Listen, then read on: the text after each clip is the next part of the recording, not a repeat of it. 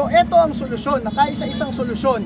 Dahil napakaraming ginagawa ang COMELEC na kapag ni-raise mo dito, sinasabi ng Supreme Court, grave abuse of discretion. Yung parang discretion lang nila, decision lang nila. Baka hindi nyo alam, nasa mismong Omnibus Election Code, nasa rules ng COMELEC.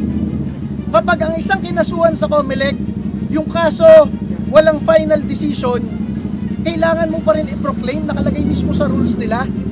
Ang dami-dami dun may kaso.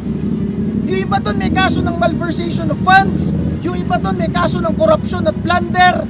Si Congresswoman De Lima may kaso pa sa CA. Ang daming may kaso dyan. May isang kaso dun sa citizenship. Lahat yun hindi serious para sa COMELEC.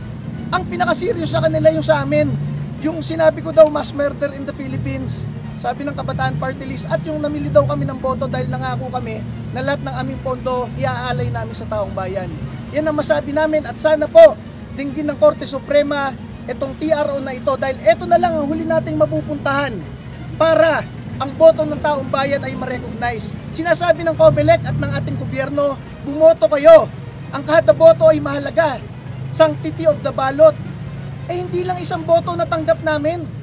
2 milyon, lampas 2 milyong Pilipino dito sa ating bansa, at karamihan ng nasa ibang bansa ang ibinoto ang inyong Duterte Youth Party List.